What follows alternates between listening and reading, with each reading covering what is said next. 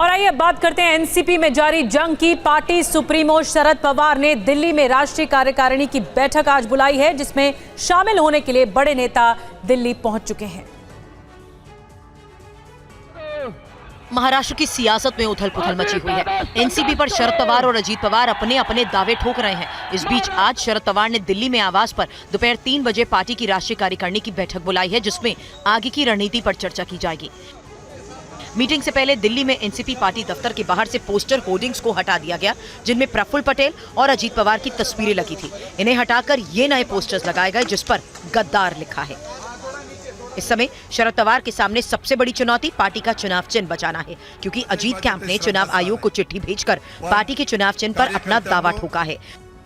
देशाच्या हिताची नाही अशांच्या हातामध्ये देशाची सूत्र आहे। अरे आदरणीय शरद पवार साहब की उम्र है 82-83।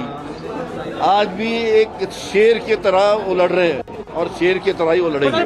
खबर आई है कि एनसीपी पर अधिकार की लड़ाई पर चुनाव आयोग की फुल बेंच सुनवाई करेगी, जिसमें अजीत और शरद पवार से 4 से 8 हफ्तों में दस्तावेजों के साथ जवाब मांगे जा सकते हैं।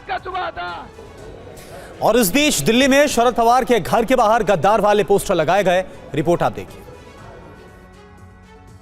महाराष्ट्र में सियासी घमासान रुकने का नाम नहीं ले रहा है। आज गुरुवार को जब शरद पवार दिल्ली पहुंच चुके हैं और उनके निवास स्थान पर एनसीपी की राष्ट्रीय कार्यकारिणी की बैठक होनी है, ठीक उससे पहले शरद पवार के घर के बाहर इस तरह का एक होर्डिंग लगाया गया है। न केवल घर के बाहर बल्कि फिरोजशाह रोड के आसपास जो पार्टी कार्यालय का दफ्तर है, उसके बाहर भी जो पुराने पोस्टर्स थे जिसमें सुप्रिया सुले, अजीत पवार, शरद पवार की तस्वीरें हुआ करती थी, उनको हटा के इस तरह के पोस्टर्स अब लगा दिए गए हैं।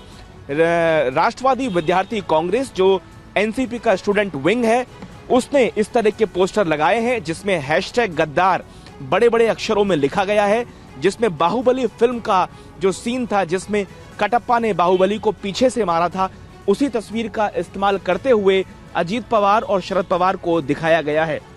इसमें लिखा गया है कि सारा देश किस तरीके से देख रहा है, जिसमें अपनों में छुपे गद्दारों को जनता माफ नहीं करेगी। ऐसे फर्जी मक्कारों को इस तरीके से अटैक किया गया है अजीत पवार और उनके साथ गए लोगों के, जो वहां महाराष्ट्र में अब शामिल हो गए हैं सरकार के अंदर।